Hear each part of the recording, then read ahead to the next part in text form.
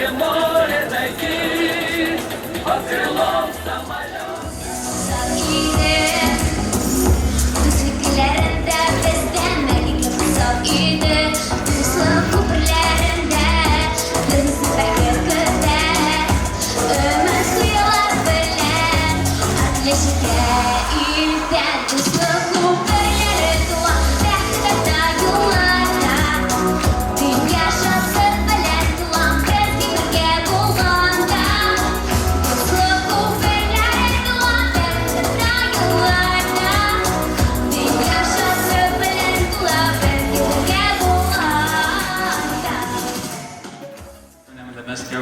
Sizni ko'rdagisiz, bizni ko'rdagisiz.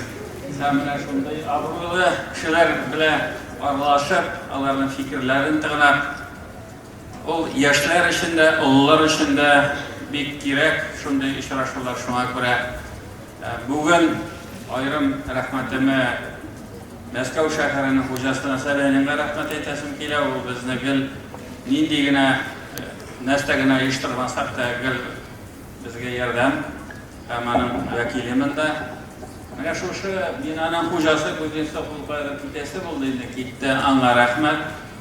Hem mana şakırılan konaklarımız, şakırıp konağın kelimesi bitno şarkılar, mana bitnesi gelgenler Allah'a zor rahmet olsun. У нас много разных мероприятий, протокольных. Вот редко бывает вот так, чтобы вот так посидеть, послушать.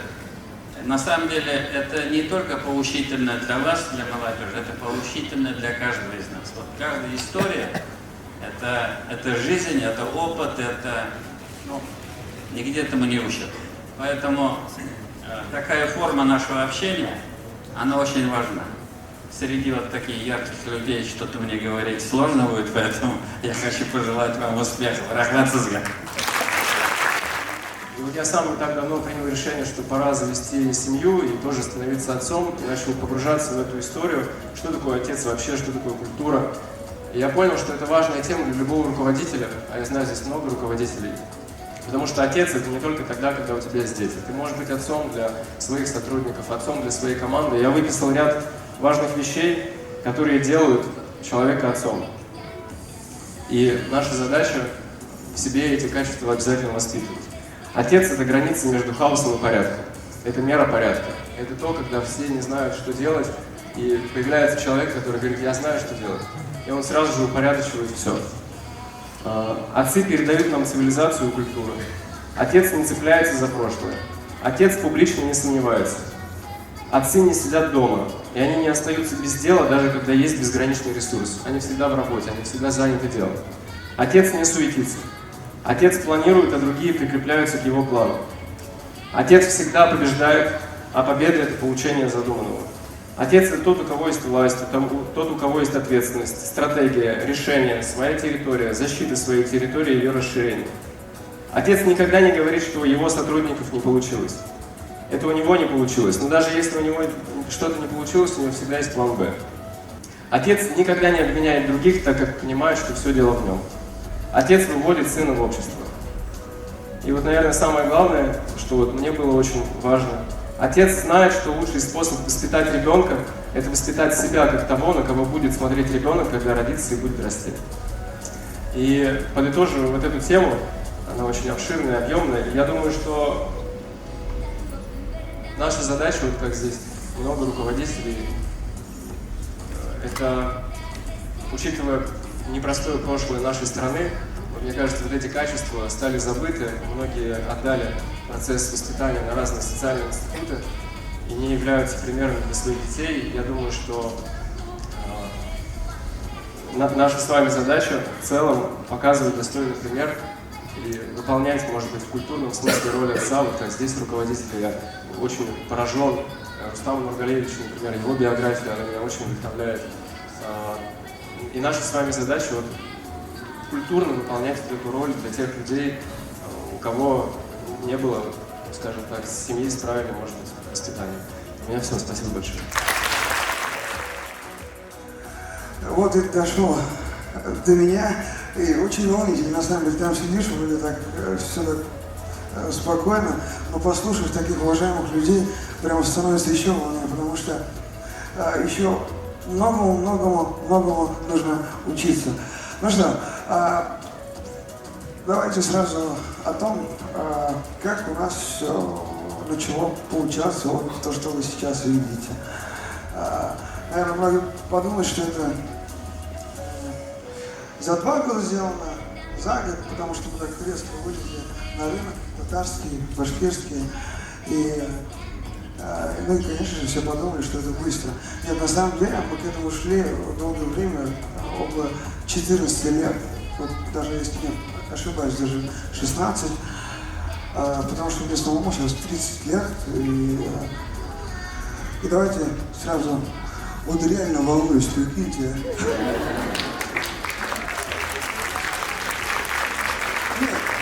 И самое прикольное, вроде бы каждый день на сцене, каждый день много людей, но тут чуть-чуть другая тема, поэтому, ну ладно, поехали сразу.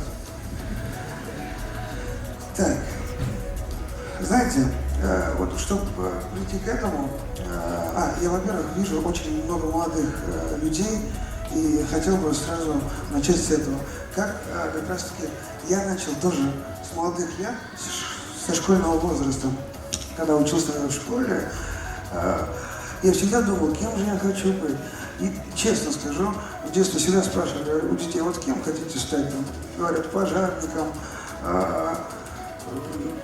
полиция, там, еще кто-то. Я всегда говорю, хочу стать президентом. А потом понял, что это совсем не мое, я вообще музыкант. Музыкант, почему? Я всегда вот в школе сижу и всегда стучу там палочками, ручками. Урок идет, они мне объясняют, я вообще не слышу, я музыку пишу. Всегда со школы ухожу, домой прихожу, сразу за музыку сажусь. Это где-то уже в 6-7 классе. И вот со школы домой пришел, сел за компьютер и сижу, музыку пишу. Даже, как бы сказать, я учусь писать музыку на компьютере. Так вот, пишу, и так до утра, и утром уже в школу, такой весь сонный, и такой не выспавшийся, пошел в школу. И так на протяжении всего учебного года, и вообще до последнего, до 11 класса, всегда так было. Ну и вот, а потом уже 11 класс, я думаю, так, все уже, аттестат получил, нужно куда-то поступать, кем-то становиться. Я думаю, так, кем могу стать-то? А потом понимаю, что кроме музыканта никем, потому что я с детства вот понял, что я хочу быть музыкантом. На самом деле, вот, конечно, отец у меня был плотником, я мог бы и стать плотником, потому что у меня по труду очень было даже все отлично. И все-таки после школы пошел я в училище искусств и пошел поступать, поступительные экзамены, посидел, послушал, я говорю, так, нет, это все-таки я не к тому хочу прийти, потому что там учат чуть-чуть по-другому. Я хочу научиться другой музыке, которая пишется от души и не по нотам, а вот как душа требует. Так вот, потом я начал заниматься сам организацией концертов после школы. Писать музыку, просто сажусь дома, пишу музыку и начал организовывать концерты по деревням. Это было в Башкортостане, по деревням. Сам продавал билеты, в каждый район развозил афиши. Людей, конечно, не так было много, но приходили по 30, по 20 человек. Но я выступал как будто для целого стадиона. И каждый год, каждое лето, я до 20 лет помню, каждый год организовывал сам концерты и делал для наших сельчан, для деревень, для районов сам концерты, где было не так уж много людей, потому что тогда я только начинал. И потом я думал, так, нужно что-то делать, куда-то дальше двигаться. 20 лет я беру все свои вещи, вот, где там подрабатывал, прям увольняюсь и беру вещи и переезжаю в Москву. Вот, просто приехал в Москву, у меня сумка, приехал в Москву и думаю, теперь я хочу погореть в Москву. И снял получается, квартиру и просто нашел студию звукозаписи, получается, студию звукозаписи. Я знаете, как на работу устроился, я пошел на студию звукозаписи, я говорю, можно я буду помогашкой, я буду просто принеси там, не мешай там, провода подключи, это сделай. И на следующий день я домой ухожу, а уже он мне звонит, говорит, давай. И вот таким образом меня взяли на работу в студию в Москве без никаких блат. И они выдали такую комнатку, где я поставил свой компьютер и начал там работать. Там работать и помогать. Реально помогал, вот, как прямо помогал.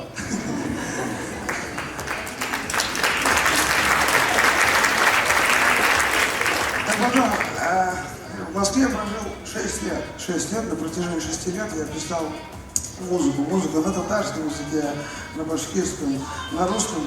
Я стремился к тому, чтобы собирать большие залы. Ну, это мечта любого артиста, и каждый хотел бы. Я понимал, что я не дорос до этого.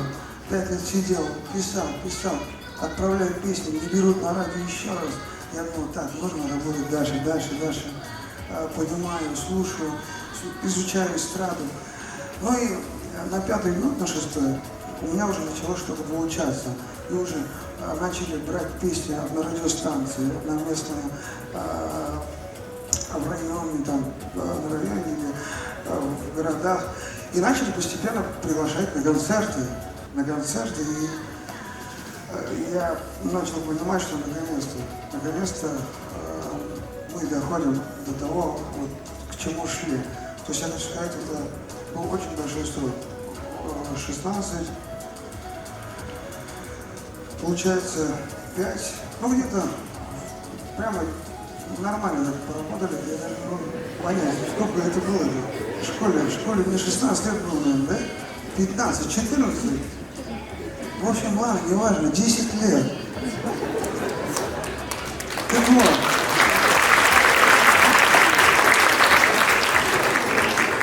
Друзья, клянусь, лучше мне петь, чем стоять и что-то объяснять, да? Так, ладно. И вот, начались концерты, начали приглашать. Я начал очень радоваться. И я думаю, так, мы работаем для национальной эстрады. Я думаю, нужно переезжать к нам обратно в Башкортостан, Татарстан. Я выбрал Татарстан. И в Татарстане мы начали прямо серьезно заниматься нашей эстрадой. И моя самая главная цель — это чтобы продвинуть нашу татарскую культуру. Это была вообще мечта детства. Я всегда слушал, даже в школе, я помню, слушал песни, я думал, а почему нашу музыку не слушают русские или в других краях? Я всегда думал, а почему в нашей музыке чуть-чуть качество отстает? Почему вот слушаешь... Я помню, в то время мы слушали «Руки вверх», ну, я вырос, например, или там постепенно диджей-авиатор и дальше. Но потом Европу слушаешь, Бибера там, и понимаешь, а у нас все еще стоит. Тут растет, я по качеству звучания говорю. Вот, я не про вокальные данные, именно про качество звучания. Я думаю, надо что-то делать. И я до сегодняшнего дня хочу сказать, что мы будем... Нет, мы будем работать над улучшением качества, чтобы нашу песню, нашу национальную песню слушали не только у нас в республике, но и не только в России, но и по всему вообще миру, чтобы наши национальные дети не стеснялись слушать нашу родную музыку.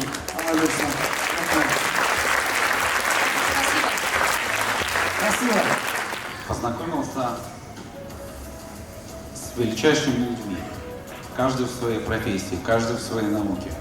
И вы знаете, столько доброты, столько позитива, столько света идет от этих людей, но это дорогого стоит, правда.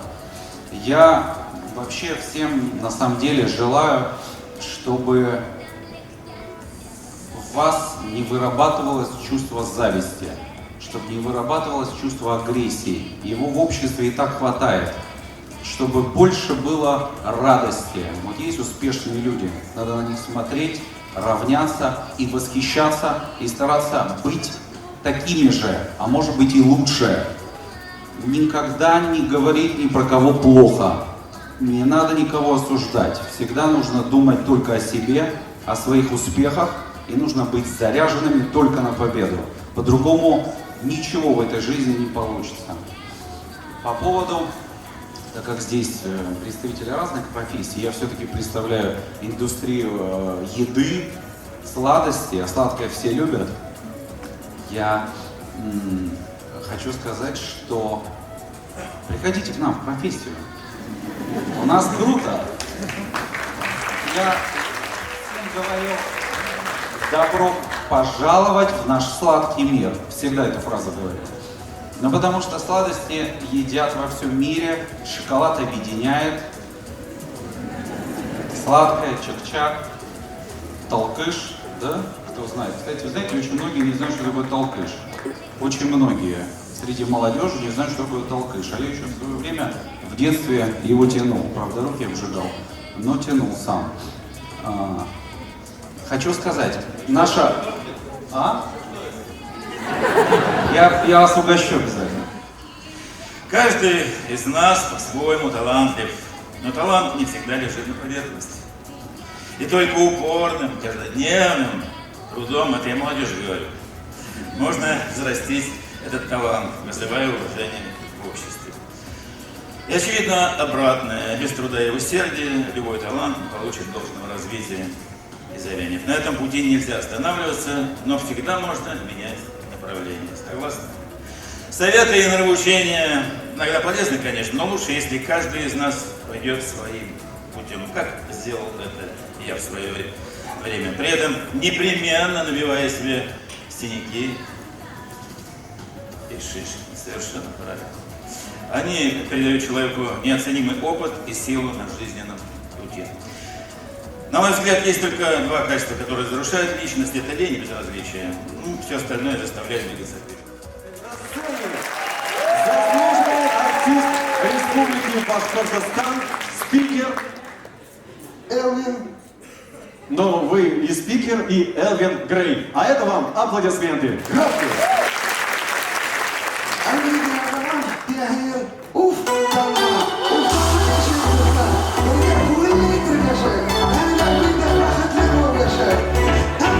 Они меня ушли приглашают.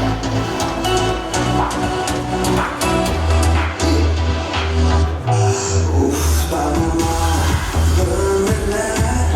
yaz gibi kudreti, çamaşırsın.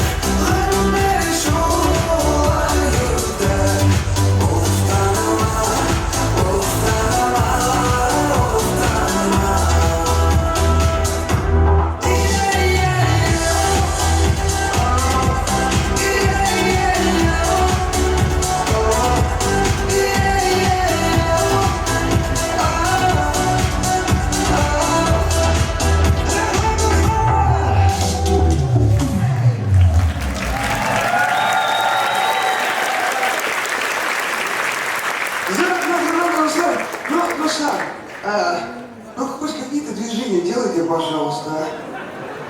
Ну не знаю, хотя бы головой, там, не знаю, ручками, ножками. Друзья, давайте следующую песню танцуют все. Самые красивые, самые хорошие. Поехали. Самые красивые, самые хорошие.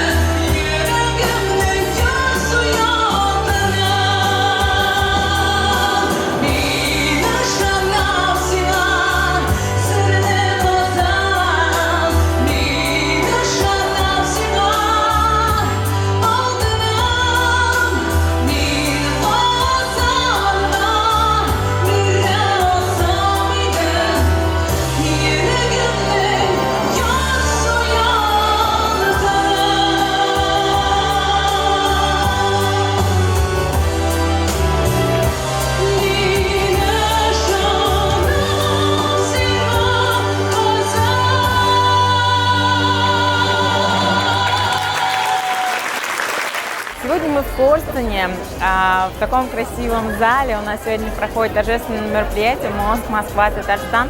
В этом мероприятии очень интересные спикеры собрались в этом году. Спасибо огромное полпресс Татарстана и Совет молодежи при полпресс Татарстана, которые организовали этот вечер, позвали интересных спикеров, которые поделились своим успешным опытом становления в этой жизни и дали нам напутственные слова, которые будут нам помогать, а также нашим татарам, для того, чтобы выбрать ту или иную профессию или выбрать свой правильный путь. Также будем с нетерпением ждать следующий форум Москва-Татарстан и будем готовиться к нему. И также будем поддерживать всех наших татар в их становлении. Был форум интерактивный, очень интересные были спикеры. Постоянный спикер у нас был Рустам Миниханов, также Радик Юлякшин, новые также были Аяс, Ренат, интересные очень представители, поделились своим опытом, успехом, как они добились успеха, как шли к этому. Мы с друзьями из штаба татар посетили форум «Мост Москва-Татарстан». Мы остались очень довольны впечатлениями, послушали спикеров, успешных людей, как зарождался их путь, послушали прекрасный концерт. Спасибо большое президенту, что посетил этот форум. Это очень большой прогресс для молодежи. Я считаю, что такие мероприятия нужно делать больше. Мы любим президента Татарстана. Приходите в штаб, мы всех ждем. Там как дома. Уютная обстановка, я уверен, всем понравится.